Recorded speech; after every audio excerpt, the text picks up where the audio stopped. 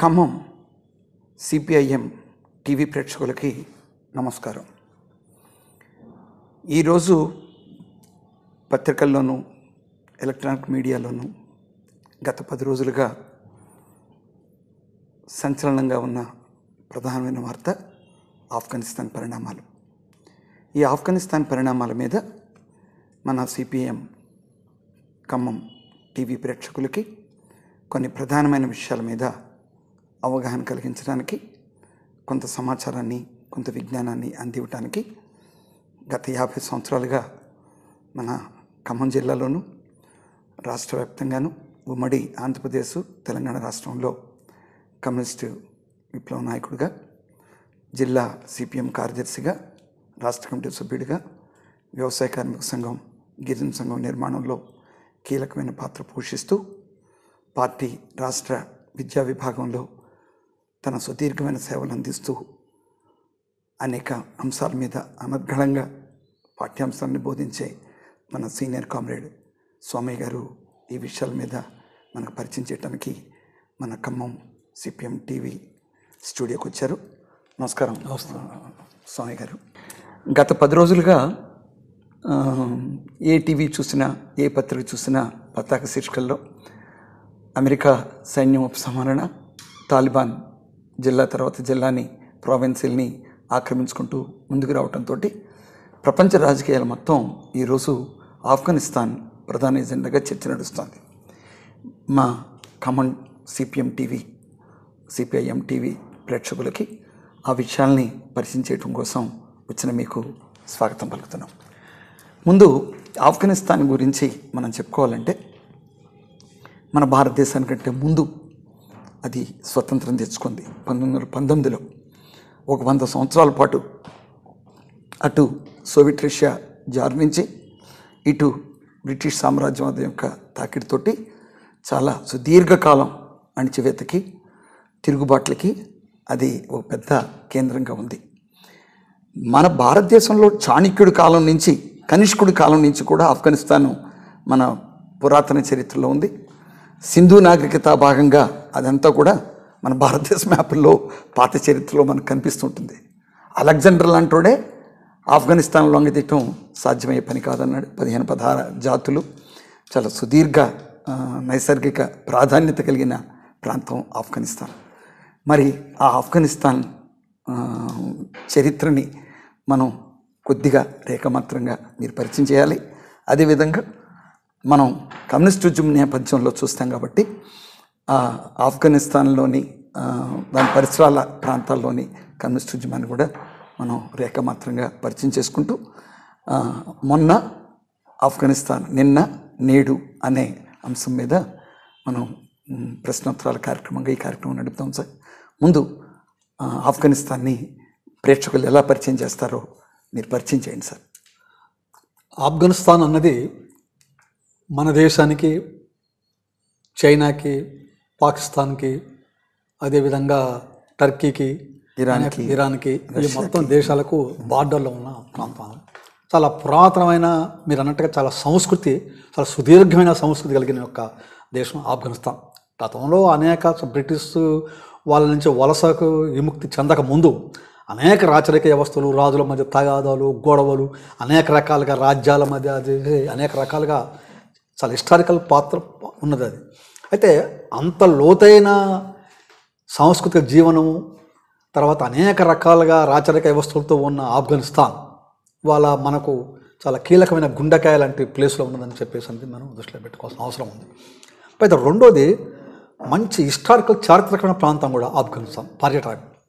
మీకు తెలిసే ఉంటుంది, క్రీస్తు పూర్వం 6వ శతాబ్దంలో మహనీయుడు గౌతముడు, బుద్ధుడు, అతను మన దేశంలో పుట్టినప్పటికీ కూడా అతని యొక్క భావాలు, భావజాలము, అతను మొత్తం బౌద్ధానికి సంబంధించిన ప్రచారం, సమాజంలో హింస ఎందుకుంది, కారణం ఏంటి, దానికి ప్రధాన కారణం కోరికలు, ఆయన కొన్ని మానవ సమాజం ఎలా ఉండాలా, సమాజంగా ఎలా ఉండాలని చెప్పి ఆ రోజు రూపుదిద్ది కొన్ని బోధనలు, తాత్విక బోధనలు చేసిన మహనీయుడు గౌతమ బుద్ధుడు. ఆయన యొక్క బోధనలకి ఒక రకంగా చెప్పాలంటే ఆఫ్ఘనిస్తాన్ చాలా ప్రసిద్ధమైన హిస్టారికల్ ప్రాంతం. ఇప్పటికీ కూడా అక్కడ బౌద్ధుని యొక్క విగ్రహాలు పెద్ద ఎత్తున, అదేవిధంగా తర్వాత అనేక మఠాలు, ఆలయాలు, అనేక విస్తృతంగా ప్రచారం జరిగిన యొక్క బౌద్ధ మతం గురించి చేసిన దాని చరిత్ర దానికి కొన్ని కనపడుతుంది. అది మాత్రమే కాదు, స్వాతంత్ర ఉద్యమానికి మన దేశంలో మహాత్మా గాంధీ జాతిపిత ఎవరైతే ఉన్నారో ఆయన ఏ అహింసా సిద్ధాంతంతో ఇక్కడ పోరాడి బ్రిటిష్ వాళ్ళకి వ్యతిరేకంగా ఆయనని మార్గదర్శకంగా తీసుకొని అదే అహింసాయుతాన్ని మార్గదర్శకంగా తీసుకొని అక్కడ కూడా బ్రిటిష్ వాళ్ళకి వ్యతిరేకంగా పోరాడిన మహానుభావుడు గాంధీకి శిష్యుడు. ఒక మాట చెప్పాలంటే ఖాన్ అబ్దుల్ గఫార్ ఖాన్, ఆయన్ని సరిహద్దు గాంధీ అని కూడా పిలుస్తారు. ఆయన జన్మస్థానం అక్కడ ఆ పరిస్థితి. తర్వాత ఇంకా అనేక రకాలుగా హిస్టారికల్గా, చారిత్రకంగా కూడా చాలా వాల్యుబుల్ అయిన ప్రాంతంతో ఉన్న విషయం అది అన్నమాట. ఒక మాట చెప్పాలంటే అంత ప్రాముఖ్యత హిస్టారికల్, చారిత్రకం ఉన్న ప్రాంతంలో ఈనాడు బాధాకరమైన పరిస్థితి, దురదృష్టకరమైన పరిణామాలు వచ్చేసి మొత్తం ఒక రకంగా రక్తపాతము, హింస అనేది 1990వ దశకం నుంచి ప్రధానంగా ఈ ఇస్లామిక్ ఫండమెంటల్ సంస్థలు కొన్ని ఉన్నాయి. అట్లా తాలిబాన్ అని చెప్పేసి, తర్వాత ముజాహిదీన్ అని చెప్పేసి, జైషే మహమ్మద్ అని చెప్పేసి, అల్ ఖైదా అని చెప్పి అనేక సంస్థల ద్వారా దానికి గత చారిత్రక పూర్వవైభవానికి ఈ మతతత్వ సంస్థలు తీసుకొచ్చిన యొక్క ఒక రకంగా చెప్పాలంటే చాలా ఇబ్బందికర పరిస్థితి తీసుకొచ్చిన ఇవాళ పరిస్థితి. ఈనాడు ఆఫ్ఘనిస్తాన్ ఈనాడున్న పరిస్థితిలో అది పూర్తిగా తాలిబాన్ యొక్క ఇస్లామిక్ మత సంస్థల చేతుల్లోకి వెళ్ళిపోయింది పరిస్థితి. ఎంత ఘోరంగా ఉందంటే తాలిబాన్ పరిస్థితి మనకే పత్రికలు చూస్తే చాలా ఆవేదన, ఆందోళన కలుగుతూ ఉంది. ప్రజలు ఏదైనా చేసి మనం బయటికి వెళ్ళిపోవాలా అన్న ఉద్దేశంతో ఇక్కడ ఉంటే వీళ్ళు నరరూప రాక్షసులుగా ఉంటే మనల్ని అనేక రకాలుగా ఇబ్బందులు పెడతారు, చంపేస్తారు, నరమేధ చేస్తారని చెప్పేసి అని భావించేసి అసలు ఏ దేశానికి పోవాలన్నా, ఎక్కడ ఉండాలన్నా ఆయన గమ్యం లేకుండా ప్రజలు అసలు వీసా ఉందా, పాస్పోర్ట్ ఉందా, ఎటు పోవాలి లేదని లేకుండా ఏ విమానం దొరికితే ఆ విమానం పైలట్ విమానం ఎక్కేసి ఆఖరికి విమానం యొక్క రెక్కల మీద, వేయంగాల మీద ఉండి చాలా ఘోరంగా వాళ్ళు వెళ్ళిపోతున్న పరిస్థితి అనేది ఉన్నది. అంటే ఆ విధంగా కూడా అనేక నరక ఇబ్బందిగా ఇది ఒక రకం చెప్పాలి చాలా బాధాకరమైన పరిస్థితికి ఎల్లట్లబడింది. చాలా బాధాకరమైన పరిస్థితి. దీనికి ప్రధానమైన కారణం ఏంటంటే ఒకనాడు చారిత్రకంగా, శాంతియుతంగా, బ్రహ్మాండంగా పడి వెళ్ళిన యొక్క ఆఫ్ఘనిస్తాన్ ఇవాళ ఈ పరిస్థితి రావడానికి ప్రధాన కారణం ఏంటంటే ఒకటి అమెరికా సామ్రాజ్యవాదం. ముఖ్యంగా అమెరికా సామ్రాజ్యవాదానికి మహానుభావుడు లెనిన్ ఒక మాట అంటాడు స్వాభావరీత్యా. ఏంటంటే సామ్రాజ్యవాదం ఉన్నంత వరకు ఏ దేశం పూర్తి స్వాతంత్రంగా ఉండలేదు, ఏ దేశం సుఖ సంతోషంతో ఉండలేదు. సామ్రాజ్యవాదం ఉన్నంత వరకు యుద్ధ ప్రమాదం అనివార్యంగా ఉంటుందని చెప్పేసి అన్నాడు. కాబట్టి ఇవాళ ఆఫ్ఘనిస్తాన్ యొక్క ఈ మొత్తం పరిస్థితికి ముఖ్యమైన కారణం ఏంటంటే అమెరికా సామ్రాజ్యవాదం. వాళ్ళ నిర్వాహకమే ఈ పరిస్థితి తీసుకొచ్చిందని చెప్పేసి అనేది పరిస్థితి ఉంది. కాబట్టి ప్రజలు ఇవాళ తాలిబాన్లు ఇప్పుడు అధికారంలోకి వచ్చారు. గతంలో అమెరికా సపోర్ట్తో వీళ్ళకన్నా ముందు క్యూబాన్ ప్రభుత్వంగా ఉన్న అష్రఫ్ ఘనీ అసలు ఏదో అమెరికా సైన్యాలు ఉపసంహరించుకున్న తర్వాత వీళ్ళకి వ్యతిరేకంగా పోరాడి దేశాన్ని నిలబెడతారనుకుంటే అసలు చేతులు ఎత్తేసి పారిపోయాడు. వాడు తజికిస్తాన్ ఎక్కడికో వెళ్ళిపోయిన పరిస్థితి ఉన్నది. అంతకుముందు కర్జాయ్ అని కూడా ఉండే, అతను కూడా తొత్తు ప్రభుత్వానికి అధ్యక్షుడిగా ఉన్న పరిస్థితి ఉంది. వీళ్ళెవ్వరూ ప్రజల ధనమాన ప్రాణాలను కాపాడే పరిస్థితి తాలిబాన్ నుంచి లేదని చెప్పేసి తెలియదు. పైగా ఏదైతే ఆర్మీ అయితే ఉందో ఆఫ్ఘనిస్తాన్ ఆర్మీ, ఆ ఆర్మీ టోటల్గా చేతులు ఎత్తేసి వాళ్ళు సరెండర్ అయిపోయిన పరిస్థితి. అయితే ఒక దేశం అమెరికా తన సైన్యాలను ఉపసంహరించుకున్నంత మాత్రంలో మొన్న ఇంత స్పీడప్గా ఏమాత్రం ప్రతిఘటన కూడా సరిగా లేకుండా ఆఫ్ఘనిస్తాన్ ప్రభుత్వం ఏదో ఉందో వాళ్ళకు పూర్తిగా లొంగిపోవడం అనేది, ఆఫ్ఘనిస్తాన్ తాలిబాన్ చేతిలో పోవడం అనేది ఎంతో కొంత మోరల్గా ఏంటంటే ఆ దేశ ప్రజలకి కూడా ఇక్కడి నుంచి అమెరికా యొక్క తొత్తు ప్రభుత్వం కానీ, అమెరికా యొక్క సైన్యాలు కానీ ఇక్కడి నుంచి వెళ్ళిపోవాలా, గత 20 ఏళ్ళుగా కొనసాగుతున్నాయి అని చెప్పేసి అనేది పూర్తి మోరల్ సపోర్ట్ వీరికి లేకపోతే అది సాధ్యమవుతుంది. కాబట్టి ఆ పరిస్థితికి ఇవాళ వచ్చి ఉన్న పరిస్థితి ఆఫ్ఘనిస్తాన్ ఆ పొజిషన్లో ఇవాళ కొనసాగుతుంది. కాబట్టి ఈ మొత్తం పరిస్థితికి వాడు వెళ్ళిపోయాడు అసలు. కానీ ఇప్పుడు జో బైడెన్ చేసిన ప్రకటనలు ఏంటంటే మేము ఎన్నాళ్ళు ఉంటాం, 20 ఏళ్ళు ఉన్నాం అక్కడ ఆ ప్రభుత్వం నిలబెడడానికి, కానీ మా వల్ల ఏమవుతుంది, మీ ఎన్నాళ్ళు మాత్రం ఉంటాం అక్కడ. మేము ఎప్పటికే 75 లక్షల కోట్ల రూపాయలు ఖర్చు పెట్టాం, అది ఉగ్రవాదం లేని దేశంగా, తర్వాత అభివృద్ధి పథంలో ఆఫ్ఘనిస్తాన్ అభివృద్ధి చేస్తామని చెప్పేసి మేము పోయినాం, 20 ఏళ్ళకి అయింది. కానీ ఎన్నాళ్ళని ఉంటాం, మా వల్ల కాదు, మేము విత్డ్రా కావాలని అయినా మా నిర్ణయం ప్రకారంగా. అయితే మేము వచ్చినప్పుడు మేము చెప్పినాం గనీకి కానీ అక్కడ ఒక సుశిక్షితమైన 3 లక్షల సైన్యాన్ని మేము ఏర్పాటు చేసినాం, వాళ్ళు ఎదుర్కొంటారు అనుకున్నాం. కానీ ఇంత తొందరగా అది అయిపోతారని చెప్పేసి మేము ఊహించలేదు. కాబట్టి మా తప్పే ఉంది, మీ చేయాల్సిన చేసినాం. అయినా అమెరికా ప్రతి దేశంలో పోయి జోక్యం చేసుకొని ఆ ప్రభుత్వం నిలబెట్ట మా డ్యూటీయా అని చెప్పి అమెరికా శ్రీలంక నిధులు, అసలు అమెరికా స్వభావమే ఇతర దేశాలలో అస్తిత్వం రెచ్చగొట్టడం, వలస దేశాలుగా ఆక్రమించడం, ఆ దేశాలను ఆక్రమించుకొని వాళ్ళ సంపదను దోపిడీ చేసుకునే స్వభావం, సామ్రాజ్యవాద స్వభావానికి ఇవాళ ఏదో ఆయన భిన్నంగా మాట్లాడుతున్న పరిస్థితి ఉన్నది. కాబట్టి ఈ మొత్తం పరిస్థితికి అమెరికా ఇవాళ కారణం.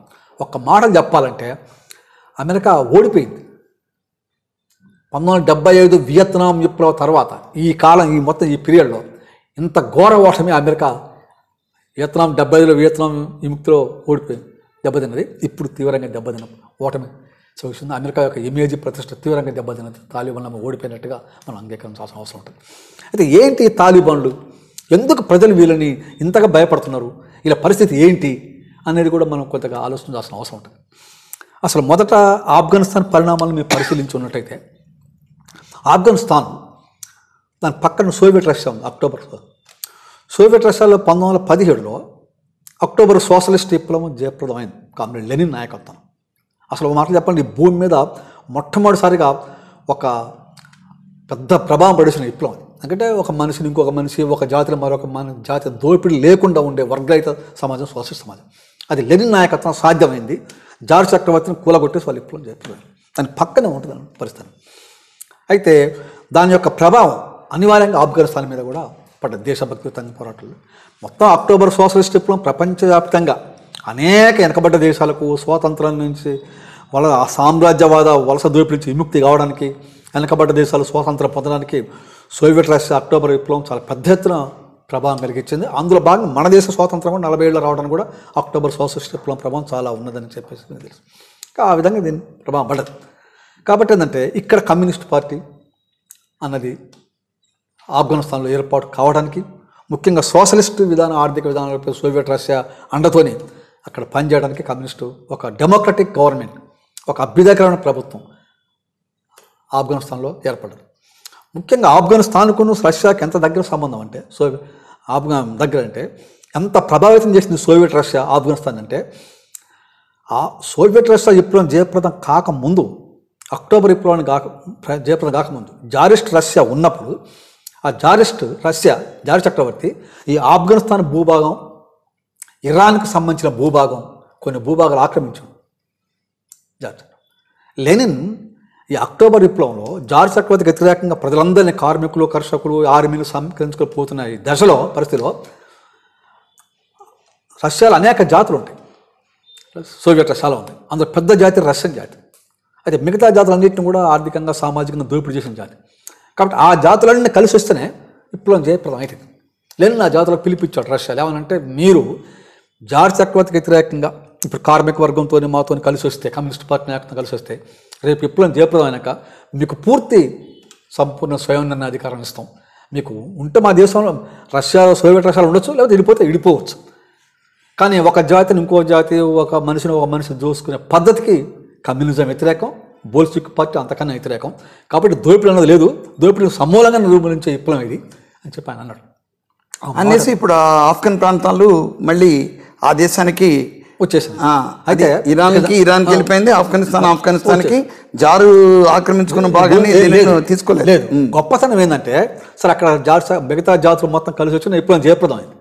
కానీ వరల్డ్లో ఫస్ట్ రికార్డ్ ఏంటంటే, పెట్టుబడిదారీ వ్యవస్థ, సామ్రాజ్యవాద వ్యవస్థ అంటే ఒక దేశ భూభాగాన్ని కబలించడం, ఆక్రమించుకోవడం, పెత్తనం చేయడం, దోపిడీ చేయడం దాని స్వభావం సిద్ధం. దానికి భిన్నంగా మొట్టమొదటిసారిగా మానవ సమాజానికి ఒక హిస్టారికల్ రికార్డ్ ఏదైనా లెనిన్ చేసిన గొప్పతనం ఏంటంటే, జార్జ్ చక్రవర్తి అంతకుముందు ఆక్రమించిన భూభాగాన్ని మొత్తాన్ని తిరిగి వాళ్ళకు చెప్పేసాం.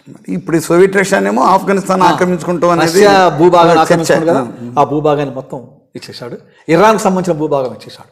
ఇంకా గొప్పతనం ఏంటంటే, ఫిలిప్పీన్స్ ఆనాడు సోవియట్ రష్యాలో ఉంది. ఫిలిప్పీన్స్ ఇప్పుడు స్వతంత్ర దేశం ఫిలిప్పీన్స్, వాళ్ళు కూడా ఆనాడు విప్లవంలో కలిసి వచ్చారు జాతులుగా.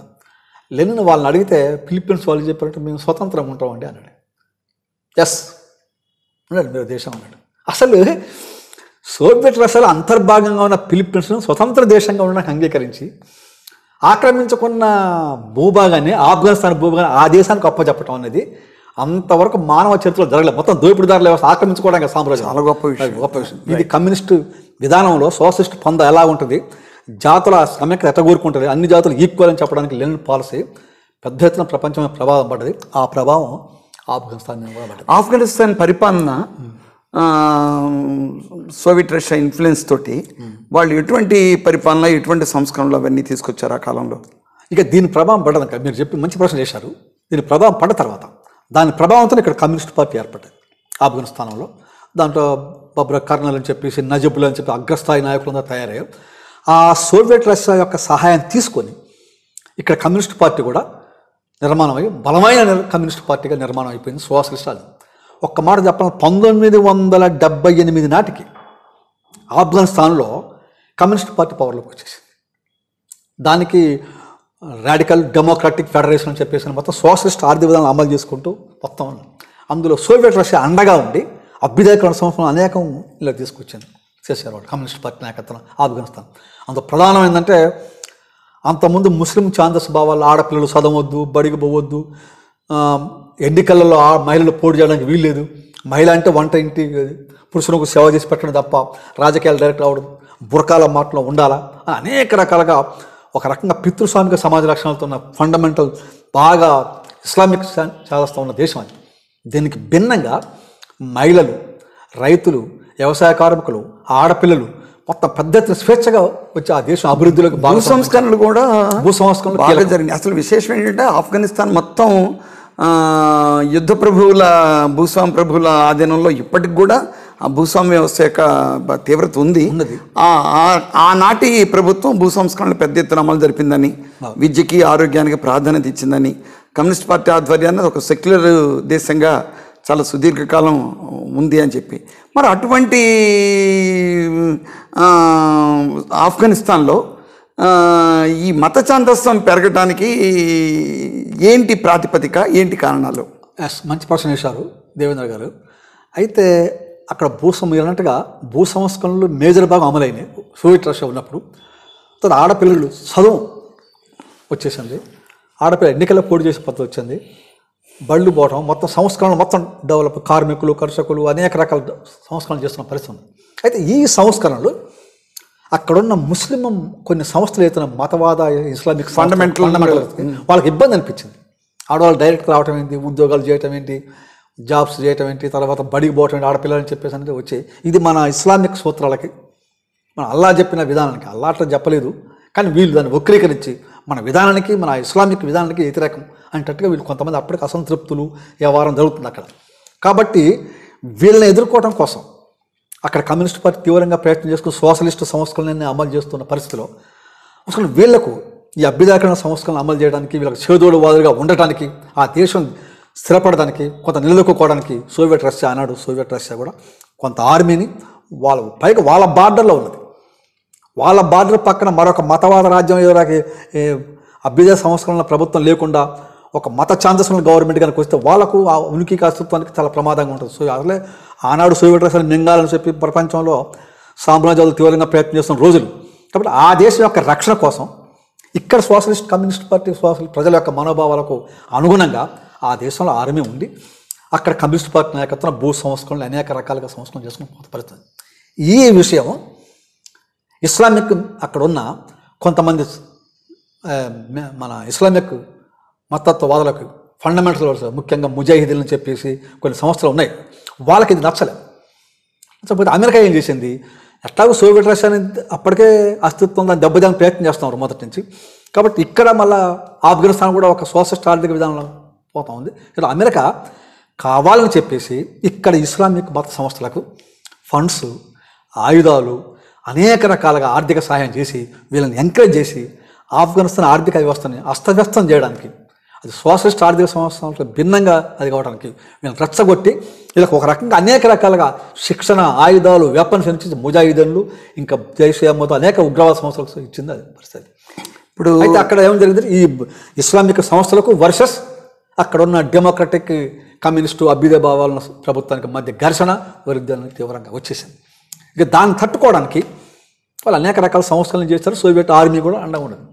అయితే ఎలా జరిగిందంటే సోవియట్లో కూడా కొన్ని విధానాలు, స్టాలిన్ చనిపోయాడు, అంతకుముందు లెనిన్ చనిపోయాడు, అండ్ తర్వాత సోవియట్ యొక్క కమ్యూనిస్ట్ పార్టీ కూడా కొత్త రివిజనిస్ట్ విధానాల వైపు క్రుచ్చెవ్ నాయకత్వాన, ఆ తర్వాత బ్రెజినోవ్ వీళ్ళందరూ నాయకత్వాన కమ్యూనిస్ట్ పార్టీ మెయిన్ ఫండమెంటల్స్ సూత్రాలకు భిన్నంగా నడవడం మొదలుపెట్టి అది ఎక్కడి దాకా వచ్చిందంటే 1990 దశకం వచ్చేటాలకే దాదాపుగా అక్కడ సోషలిస్ట్ ఆర్థిక వ్యవస్థ వీక్ అయిపోయింది సోవియట్ రష్యాలో.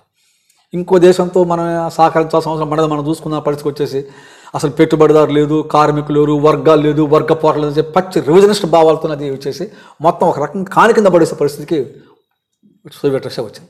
ఆ దశలో ఇక్కడ అప్పుడే డెవలప్ అవుతుందా సోషలిస్ట్ ఆర్థిక వ్యవస్థ ఆఫ్ఘనిస్తాన్లో ఏదైతే ఉందో ఈ వ్యవస్థ నిలబెడడానికి కృషి చేస్తున్నాను.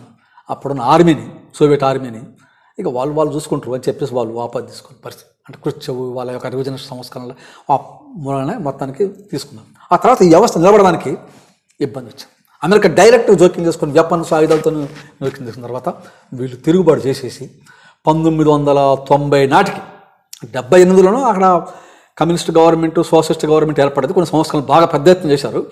కానీ 90 నాటికి తిరుగుబాటు చేసేసి అప్పటికి 92లో మళ్ళీ సోవియట్ రష్యా కూడా కూలిపోయింది. తూర్పు దేశాలు మొత్తం కూలిపోయినాయి, వీక్ అయిపోయి మొత్తానికి ఇక్కడ మళ్ళీ నజబుల్లా ఉర్దీ అక్కడ మళ్ళీ ఇక్కడ ఇంకో పరిణామం ఏం జరిగిందంటే 90లో అధికారంలోకి వచ్చారు ముజాహిదీన్లు. సోషలిస్ట్ వ్యవస్థ ఉన్న గవర్నమెంట్ పడిపోయింది. తర్వాత వీళ్ళు 90 నుంచి కొంతకాలం ఫండమెంటల్స్, ఇస్లామిక్ చాదస్తాలు అన్నీ అమలు చేసుకుని వస్తాను. ప్రపంచం అంతా మొత్తుకుంటుంది అసలు మహిళలకు బడికి పోవద్దని, స్కూలుకు పోవద్దని, విద్యాలయాలకు పోవద్దని చెప్పేసి మొత్తం అనేక చాదస్త భావాలు ఉంటున్న పరిస్థితి ఉంది. ఆఖరికి వచ్చిన ఒక దశ అయింది కదా 98కి వచ్చిన వాళ్ళకే మళ్ళీ అందులో స్ప్లిట్ వచ్చింది. ఇందులో ముజాహిదీన్లో స్ప్లిట్ వచ్చింది, చిరుకు వచ్చేసి అందులో నుంచి ఇంకొక శాఖ బయటకు వచ్చేసింది. అది ఇంకా పచ్చి ఫండమెంటల్ వాళ్ళే తాలిబాన్లు. చివరికి వచ్చి ఈ తాలిబాన్లకు తర్వాత ముజాహిదీలకు ఇద్దరికి అమెరికా సపోర్ట్ చేసింది. చివరికి తాలిబాన్లతో పై చేయింది అలా ముజాహిదీన్ల పైన. అవి చివరికి అమెరికా సపోర్ట్తోని తాలిబాన్ గవర్నమెంట్ పవర్లోకి వచ్చింది. ఎప్పుడు 98లో వచ్చింది. ఇక వాళ్ళు వచ్చిన తర్వాత అంత ముందే వీళ్ళు చేస్తున్నారు ముజాహిదీన్ గెరిల్లా ఉగ్రవాదులు, మన ఛాందస్సులు. ఇక వాళ్ళు వచ్చిన తర్వాత ఇక తాలిబాన్లు విపరీతమైన నరమేధం చేశారండి. అస్సలు అభ్యుదయం అనే దానికి సహించకుండా చేసే పరిస్థితి వాళ్ళు కమ్యూనిస్టులని వేటాడి మోసకొచ్చారు. కమ్యూనిస్ట్ పార్టీ మళ్ళీ పెరగకుండా చేయాలని కూర్చోండి. ముఖ్యంగా అక్కడ కమ్యూనిస్ట్ పార్టీ అధ్యక్షుడు, ప్రియమైన నాయకుడు వాళ్ళకి ఆఫ్ఘనిస్తాన్ నజీబుల్లాని డైరెక్ట్గా బయట తీసుకొచ్చేసి ఒక కరెంట్ స్తంభానికి వేసి హ్యాంగింగ్ చేసి ఉరి తీసేసిన పరిస్థితి. ఆనాడు కమ్యూనిస్ట్ పార్టీ మార్క్సిస్ట్ మన హరికిషన్ సింగ్ సూర్జిత్ గారికి ఆయన దగ్గర సన్నిహితుడు. ఆయన కూడా ఈ ఫ్యాసిజం తలెత్తి బాగా ఫ్యాసిస్ట్ పరిపాలన నడుస్తూ ఉంది మద్దతు శక్తులదని చెప్పి ఖండించిన నాయకుడు ఆయన సూర్జిత్ గారు ఉరి తీశారు. ఇక ఆ విధంగా ఆడపిల్లలు స్కూలు పోవద్దు అనేది ఎంత ఘోరం అంటే ఒక్క మహిళ బుర్కా వదిలిపెట్టి కనుక పొరపాటున బయటకు వచ్చినా కానీ బుర్కా నుంచి పైకి లేపి సూచినా కానీ ఆమెకు 100 కొరడా దెబ్బలు, కాబూల్ వీధుల్లో పెట్టేసి కొరడాతో కొట్టడం అనమాట. ఖచ్చితంగా బుర్కా ఖచ్చితంగా ధరించాలి మనసు అని చాదస్తుంది. తర్వాత కూడా దొంగతనం చేసింది అనుకోండి, పిల్లగాడు పేదోడు ఎవడను ఒక్కసారి దొంగతనం చేస్తే వానికి కాళ్ళు నరకటం, 2 సార్లు చేస్తే 2 కాళ్ళు నరకటం, 3 సార్లు చేస్తే వానికి చెవు ఊడగోయటం, ఇట్లా ఆఖరి చివరికి సూట్ చేసి పారేయటం. అసలు కంప్లీట్గా మానవత్వం లేని యొక్క దాంతో నరకటం, కొట్టడం. చివరకు మహానుభావుడు బౌద్ధుని యొక్క విగ్రహాలు ధ్వంసం చేసి పారేశారు. తదాస్తుని విగ్రహాలు పెద్ద అసలు ఆఫ్ఘనిస్తాన్లో కొన్ని వేల వందల అడుగులు ఉన్న పెద్ద ప్రపంచంలో ఎత్తైన నిలువెత్తు విగ్రహం దాన్ని చేశారు. ఇప్పుడు నిన్న కూడా మళ్ళా ఆ విగ్రహం మీద మళ్ళా కూడా దాన్ని ధ్వంసం చేసే పరిస్థితి నిన్న కూడా కనపడుతుంది. అంటే ఒక రకంగా మానవ మృగాల్లాగా, రాక్షసుల్లాగా తాలిబాన్లు పరిపాలించిన పరిస్థితి. వాళ్ళకి వ్యతిరేకంగా షూట్ చేసి పరిస్థితి. ఆ భయంతో గతంలో వీళ్ళు చేశారు 98లో. ఇక ఇప్పుడు మనం బతకలేం అని చెప్పి ఆ ప్రజలలో ఇప్పుడు ఇక మన పని అయిపోయినట్టు చెప్పేసి వాళ్ళు ఏది పడితే అది దొరికి పారిపోవడానికి అది అవడానికి ప్రయత్నం చేస్తున్న పరిస్థితి. అంటే తాలిబాన్లు ప్రజాస్వామ్యానికి వ్యతిరేకం, మానవ హక్కులకు వ్యతిరేకం. తాలిబాన్లు అనేక రకాలుగా చేసిన పరిస్థితి. ఇప్పుడు మన లెక్క ఏంటంటే పార్లమెంట్లో ఈనాడు కూడా ఆఫ్ఘనిస్తాన్లో 30% మహిళలు ఉన్నారు, 42% బాలికలు స్కూల్కి పోతున్నారు. ఇప్పుడు వాళ్ళ భవిష్యత్తు ఏందని చెప్పి వాళ్ళు ఇప్పుడు మొత్తుకుంటున్న పరిస్థితి. ఇక మీరు అప్పుడు స్కూల్కి పోలేము, పార్లమెంట్లో ఎంపీలుగా మహిళా ప్రతినిధులు ఉండలేదని చెప్పేసి. అయితే ఇప్పుడు చెప్తున్నారు తాలిబాన్లు మేము అట్టేం చేయం, మీరు స్కూల్కి పోవచ్చు, పార్లమెంట్ ఉండొచ్చు అని చెప్తున్నారు. కానీ అంటున్నారు కానీ వాళ్ళ మీద దాడులు జరుగుతూ ఉన్నాయి. నిరసన చెప్పినందుకు నిన్న కూడా కొంతమంది మీద ఒక 3 కాల్ చేసిన పరిస్థితి ఉంది. అంటే ఘోరంగా ఇవాళ తాలిబాన్ల పరిస్థితి ఇలా కొనసాగుతూ ఉన్న పొజిషన్. నేను ఇంకా మిమ్మల్ని అడిగి ఇంకో ప్రశ్న ఏంటంటే 20 సంవత్సరాల పాటు పట్టణ ప్రాంతాల్లో అమెరికా కీలుబొమ్మ కావచ్చు, ఇంకోటి కావచ్చు ఇదైంది. 3.5 లక్షల మంది సైన్యం, అత్యధిక ఆయుధాలు, శిక్షణ, ఇదంతా ఇది కొద్ది సంఖ్యలో ఉన్న తాలిబాన్లకు వ్యతిరేకంగా అసలు ప్రజల మద్దతు ప్రభుత్వానికి లేకుండా పోవటానికి కారణం ఏమిటి? దానికి కారణం ఒకటే అనమాట. ముఖ్యంగా దాంట్లో కారణం ఏంటంటే అమెరికా కూడా మెయిన్ దాని పాత్ర. ప్రధానంగా అమెరికా అక్కడ ప్రజలకు, అమెరికా ప్రభుత్వం సామ్రాజ్యవాద వ్యవస్థ పట్ల, అమెరికా గవర్నమెంట్ పట్ల ప్రజలకు సానుభూతి లేదు. ఎందుకంటే మొదటి నుంచి వీళ్ళని ప్రోత్సహించింది, తాలిబాన్లను ప్రోత్సహించి అమెరికా పెత్తనం చేసుకుంటూ వీళ్ళ తూలిబాన్ ప్రభుత్వం ఏర్పాటు చేసి దాని ద్వారా పెత్తనం చేసుకుంటూ అమెరికా తీవ్రంగా వచ్చిన పరిస్థితి. చివరకు ఎక్కడి దాకా పోయిందంటే మానవ హక్కులు లేకుండా పోయే పొజిషన్ వచ్చింది. ఆ దశకు వచ్చిన తర్వాత ప్రపంచమంతా ఐరాసరాజు అనేక దేశాలు అసలు తాలిబాన్ల పశువుల పరిపాలన, రాక్షసుల పరిపాలన ఏందని చెప్పేదానికి ఒత్తిడి వచ్చేసింది. ఆ ఒత్తిడి తట్టుకోవాలి అమెరికా ఒక దశ పోయిన తర్వాత వాడిని చెప్పు చేతుల గవర్నమెంట్ కదా, వాళ్ళు కొంతమంది ఇది మరీ ఇంత మానవత్వం, మహిళల హక్కు లేకుండా, సమానత్వం లేకుండా ఏమంటే కరెక్ట్ కాదని చెప్పే వాదన వచ్చేసింది.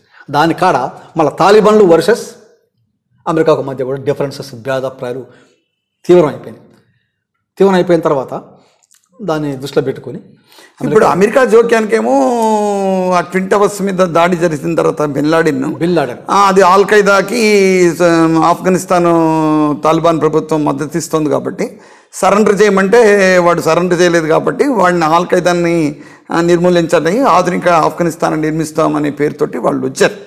వాళ్ళు నిర్మించిన ఆఫ్ఘనిస్తాన్ ఎంత బయలుగా ఉందో, ఎంత ఇదిగా ఉందో, మరి అక్కడ ఏం అభివృద్ధి చెందిందో ఏదో కొద్దిపాటి మౌలిక వసతులకు సంబంధించిన పట్టణ ప్రాంతంలో జరిగిందేమో తప్ప గ్రామీణ ప్రాంతం అప్పటి నుంచి ఇప్పటిదాకా కూడా తాలిబాన్ ఇన్ఫ్లుయెన్స్ తోటి ఉన్న పరిస్థితి ఉంది. ఇప్పుడు నేననేది ఏంటంటే ఇప్పుడు తాలిబాన్ వద్దని చెప్పి అనుకుంటున్నారు, అమెరికా వెళ్ళిపోతుంది. అసలు అక్కడ ప్రజానీకం వాళ్ళ స్వావలంబనగాను, వాళ్ళకి కావాల్సింది వాళ్ళు నిర్మించుకునే గాను అంత బేలగా, అంత లొంగిపోయినట్టుగా, అంత ఇదిగా సరెండర్గా ఏ ఒక్క తుపాకీ పేలకుండా, ఒక్క చావు లేకుండా, ఒక్క ప్రతిఘటన లేకుండా వాళ్ళకట్ట స్వాధీనం అయిపోవడంలో ప్రజల యొక్క చైతన్యం కానీ అవి కానీ ఆనాటి వారసత్వంలో చూసుకున్నా ఇప్పుడు ఈ 20 సంవత్సరాల వాళ్ళు అనుభవిస్తున్న కొద్దిపాటి దీంతో చూసుకున్నా అది భయమేనా, లేకపోతే అక్కడున్న ప్రభుత్వం మీద కూడా తీవ్రమైన వ్యతిరేకత ప్రజలకుందా? ఇంకా మనం అనేక విషయాలు తెలుసుకోవాల్సిన అవసరం ఉందండి దేవేంద్ర గారు.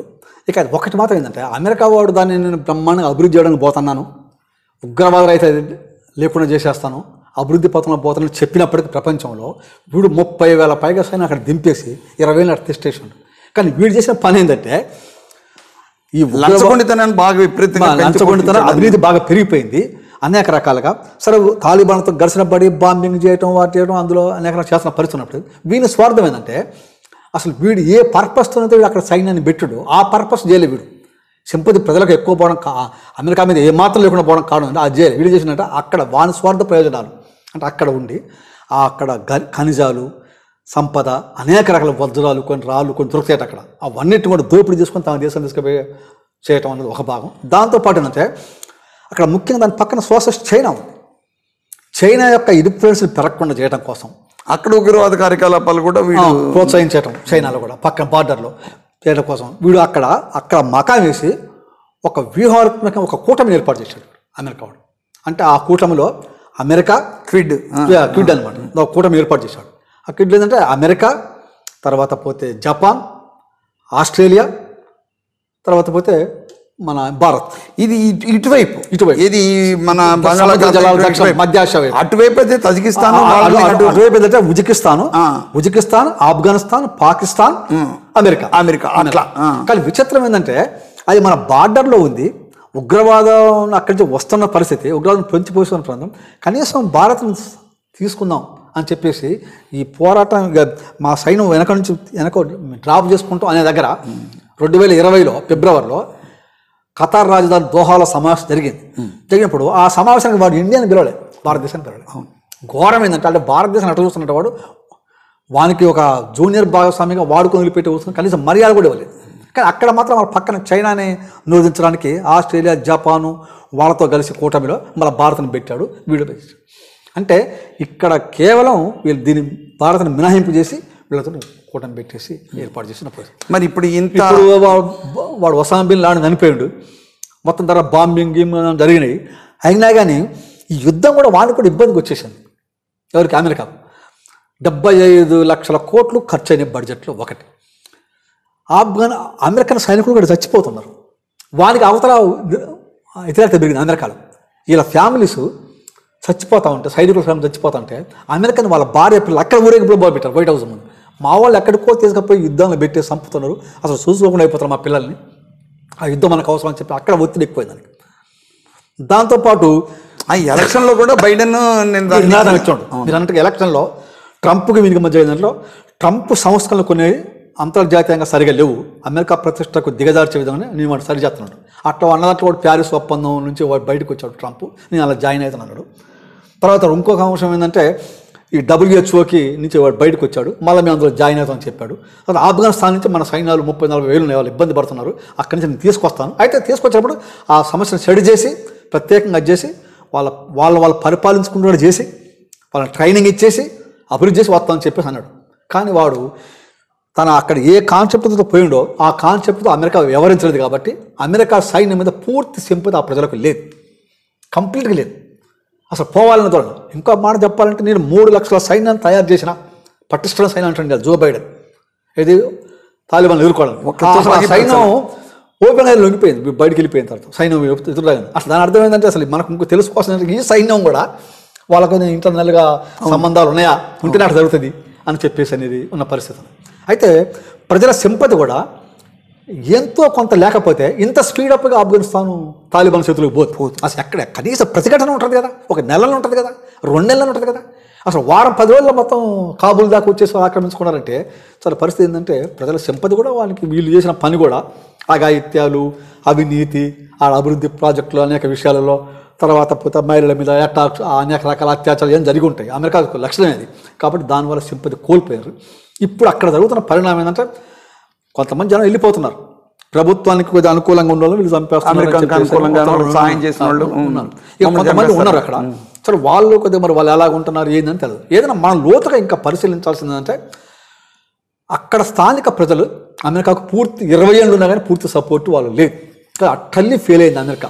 నేను ముందే చెప్పినట్టుగా వియత్నాం యుద్ధం తర్వాత ఎంత ఘోరంగా ఓడిపోయింది, ఉగ్రవాదం చేతులు తాలిబాన్ చేతులు ఓడిపోయింది అమెరికా, సెకండ్ ఓటమి.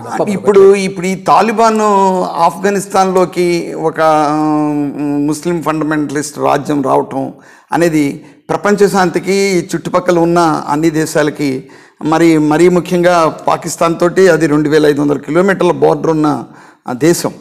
అది ఇప్పుడు పాకిస్తాన్ దాన్ని బలపరిచేటట్టుగాను దానికి మధ్య అసలు మొట్టమొదటి తాలిబాన్ కూడా సౌదీ అరేబియా, పాకిస్తాను అవి దాన్ని మద్దతు ఇచ్చిన పరిస్థితి ఉంది. ఇప్పుడు కూడా తాలిబాన్ని సౌదీ అరేబియా ఇంతవరకు ఏమీ దాని మీద స్పందించలేదు. బెహ్రాన్ మాత్రం దాన్ని మద్దతు ఇస్తామని చెప్తున్న పరిస్థితి ఉంది. ఇప్పుడు మారిన ఈ నేపథ్యంలో ఈ తాలిబాన్ విజయాన్ని ప్రపంచవ్యాప్త పరిణామాల్లో ఎలా చూడాలి? తాలిబాన్ల విజయం అన్నది ఇప్పుడున్న ప్రపంచవ్యాప్తంగా శుభ పరిణామం కాదు. ఎందుకంటే ఇంత ఇస్లామిక్ ఫండమెంటల్ పవర్లు మోకల్ లాంటి వాళ్ళు వచ్చిన తర్వాత దాని పరిస్థితి చూసినాం. అభివృద్ధి నిరోధకమైన పరిస్థితి, అనేక ఇంకా రానున్న కాలంలో మహిళల మీద దాడులు అనేక అక్కడ జరుగుతున్న పరిస్థితి అనేది ఉన్నది. అయితే దీనివల్ల ప్రపంచం కూడా ఉగ్రవాద ప్రమాదానికి మరింత ఎక్కువ పెరిగే అవకాశం ఉంటుంది భవిష్యత్తులో. వరల్డ్ ఇప్పటికే ప్రపంచంలో ఉగ్రవాదాలు అక్కడక్కడ ప్యారిస్లో అమెరికా వదిలిపెట్టిన 3,50,000 తుపాకులు అవన్నీ కూడా వాడికి కదా, మందు కూడా ఉగ్రవాదులే కదా. కాబట్టి అవన్నీ వీళ్ళ దగ్గర వీళ్ళు తీసుకుంటారు కదా. కాబట్టి ఏంటంటే ఇంకా ప్రపంచానికి ఉగ్రవాద ప్రమాదం ఇంకా పెరుగుతుంది. రెండోది ముఖ్యంగా మన భారత ఉపఖండంలో ముఖ్యంగా ఇప్పటికే మనం జమ్మూ కాశ్మీర్ సమస్య, జైషే మహమ్మద్ అనేది అని చెప్పి ఉగ్రవాదులను పఠాన్కోట దాడని, పుల్వామా దాడులు అని చెప్పేసి పెద్ద ఎత్తున మనం ఇప్పటికే ఇక్కడ పడుతున్న పరిస్థితి. దీని ప్రభావం కూడా మరింత ఎక్కువ పడి ఇంకా మన దేశ సమైక్యత సమగ్రతకు ప్రమాదం వచ్చే పరిస్థితి ఉంది.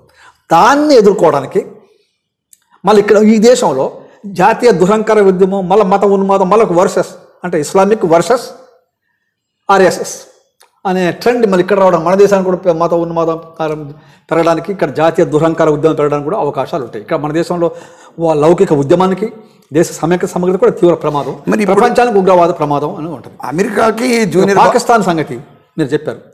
పాకిస్తాన్ మొదట వీళ్ళని బలపరుస్తూ కూడా వచ్చింది. ఇప్పుడు కూడా బలపడుతుంది, అడ్డాగానే ఉంది, బలపడుతున్నది ఇప్పుడు కూడా తాలిబాన్ గుర్తించింది దాదాపు ప్రభుత్వం. కానీ అమెరికా మీద కూడా పాకిస్తాన్ మొదల గురువుగా ఉంది. ఎందుకంటే ఆ ఆఫ్ఘనిస్తాన్లో ఉన్న తాలిబాన్ ఉగ్రవాదులు వచ్చి పాకిస్తాన్లో దాక్కుంటారు బంకర్లో. వాడు బిన్ లాడెన్ ఇక్కడ దొరికాడు, పాకిస్తాన్ బార్డర్ దేశంలోనే ఒక గిరిజన ఏజెన్సీ ప్రాంతంలో బంకర్లు దొరికాడు.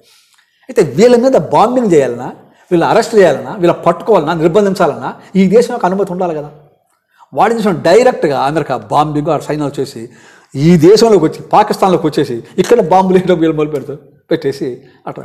దానివల్ల వీనికి ఏమవుతుందంటే అరే మా దేశ స్వావలంబన సమగ్రతగా వీనికి ప్రమాదం వచ్చి పరిస్థితుంది. కాబట్టి వీడు కూడా చివరి దశలో మీరు చూడండి, ఆఖరి స్టేజీలో కొద్దిగా అమెరికా వైఖరి మీద ప్రధాన ఏజెంట్గా ఉన్న పాకిస్తాన్ కాస్త కొద్దిగా వ్యతిరేకించి ఖండించింది, ఇది మా స్వావలంబనకు భిన్నం అని చెప్పి. చివరికి మనను కూడా వాడుకున్నాడు, నరేంద్ర మోడీతో పిలిచి ఒప్పందం చేసుకుంటాడు. ఎందుకంటే ఆఫ్ఘనిస్తాన్, ఇరాక్, లిబియా, సిరియా ఈ మొత్తం అమెరికా చేస్తున్న యుద్ధాలలో, ఆయా దేశాలు జరుగుతున్న పోరాటాల అంతర్యుద్ధాలలో అమెరికా యుద్ధ విమానాలు మన దేశానికి వచ్చి చెన్నైలో కానీ, బాంబేలో కానీ, కలకత్తా రేవులలో ఆ విమానాలకు తైలం నింపుకోవడానికి, ఇంధనం నింపుకోవడానికి మనోడు అవకాశం ఇచ్చాడు.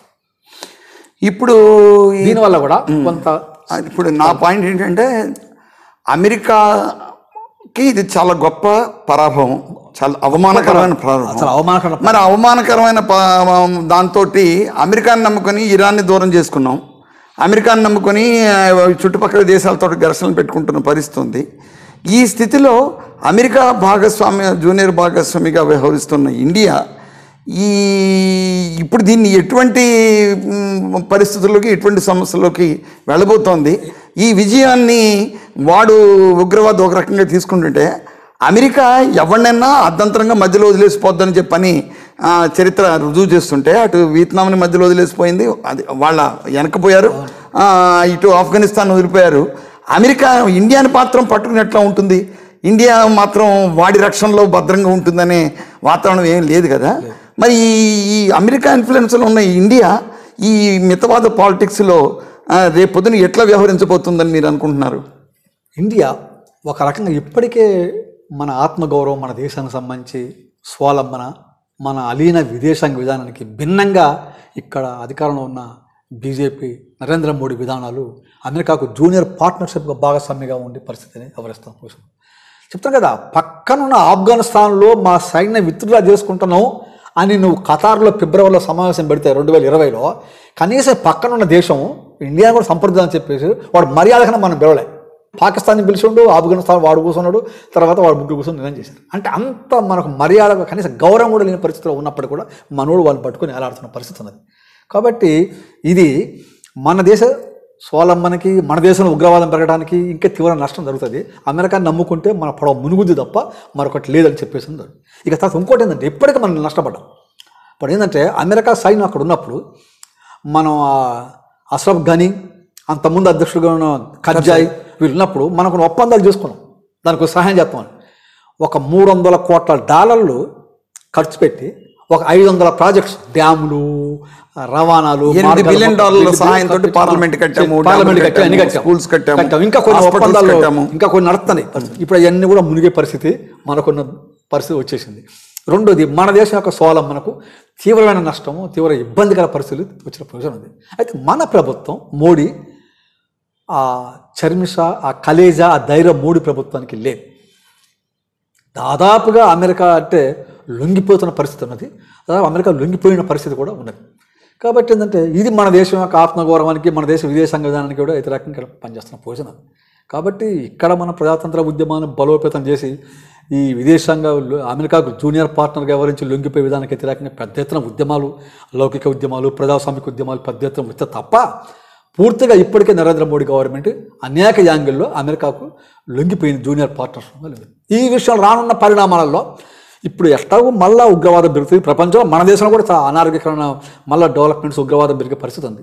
వీటిని ఎట్లా ఎదుర్కొంటుంది ఏందని చెప్పి అనడానికి నరేంద్ర మోడీ చేతులు ఏం ఆయుధం లేదు. అది ఒక బలమైన ఉద్యమాలు, ప్రజాతంత్ర లౌకిక ఉద్యమాలు కావాలా, కానీ పెద్ద మనిషి స్వభావం చూస్తే అట్లా కలకపోయే ట్రెండ్ అంటూ లేదు. కాబట్టి ఆ విధంగా ఏమైద్ది ఏదని చెప్పాలి.